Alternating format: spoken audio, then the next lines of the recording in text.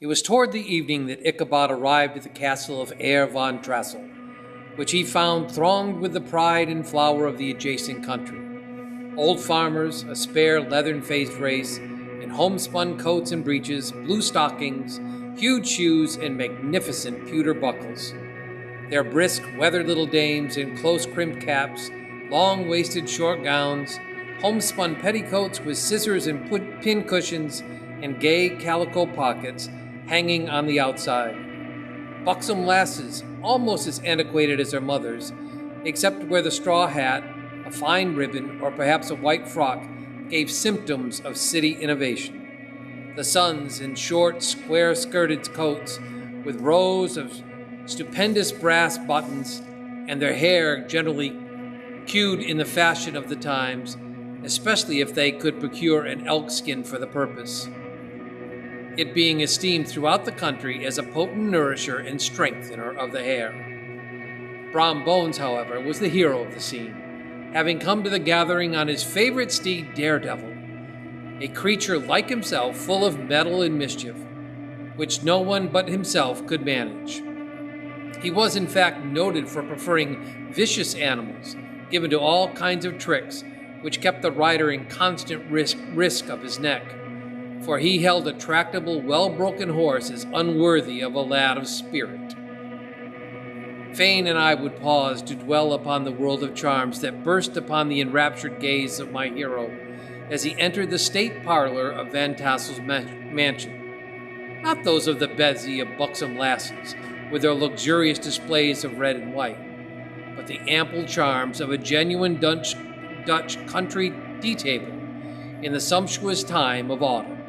Such heaped up platters of cakes of various and almost indescribable kinds, known only to experienced Dutch housewives. There were doughy donuts, and the crisp and crumbling cruller, sweet cakes and shortcakes, ginger cakes and honey cakes, and the whole family of cakes. And then there were apple pies and peach pies and pumpkin pies, besides slices of ham and smoked beef, and moreover delectable dishes of preserved plums and peaches and pear and quince, not to mention broiled shad and broiled chicken, together with bowls of milk and cream, all mingled higgledy-piggledy, pretty much as I would have enumerated them, with the motherly teapot sending up its clouds of vapor from the midst. Heaven bless the mark. Now, I want breadth and time to discuss the banquet as it deserves, and I am too eager to get on with my story. Happily, Ichabod Crane was not in so great a hurry as his historian, but did ample justice to every dainty. He was a kind and thankful creature, whose heart dilated in proportion as his skin was filled with good cheer, and whose spirit rose with eating as some men's do with drink. He could not help, too, rolling his eyes around him as he ate, and chuckling with possibility as he might one day be lord of all this scene of almost unimaginable luxury and splendor. Then he thought how soon he'd turn his back upon his old schoolhouse, snap his fingers in the face of Hans von Ripper and every other niggardly patron,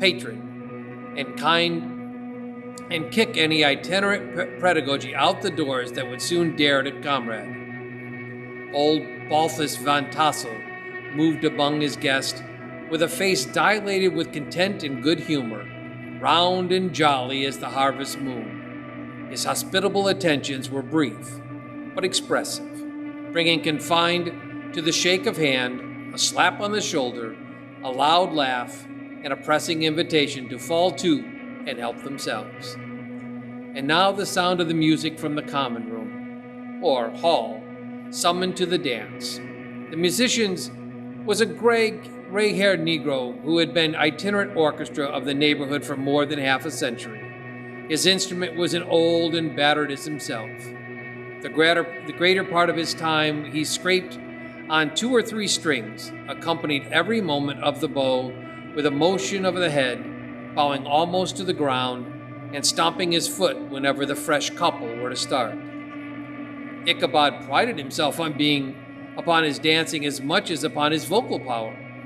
Not a limb, not a fiber about him was idle, and to have seen such a loosely hung frame in full motion and clattering about the room, you would have thought St. Vincent himself had blessed upon the patron of dance was figuring before you in person. He was the admiration of all the Negroes, who, having gathered of all ages and sizes from the farm and the neighborhood, stood forming a pyramid of shining black faces at every door and window, gazing with delight at the scene, rolling their white eyeballs and showing grinning rows of ivory from ear to ear. How could the flogger of urchins be otherwise than animated and joyous? The lady of the heart was his partner in the dance, and smiling graciously in reply to all his amorous oglings, while Von Brome, sorely smitten with love and jealousy, sat brooding by himself in one corner. When the dance was at an end, Ichabod was attracted to a knot of the Sager folks, who with old Van Tassel sat smoking at one end of the piazza, gossiping over former times and drawing out long stories about the war. This neighborhood, at the time which I am speaking, was one of those highly favored places which abound with chronicle and great men. The British and American line had run near it during the war. It had therefore been the scene of marauding and infested with refugees, cowboys, and all kinds of border chivalry. Just sufficient time had lapsed to enable such storyteller to dress up his tale with a little becoming fiction, and in the instinctiveness of his recollection, to make himself the hero of every exploit.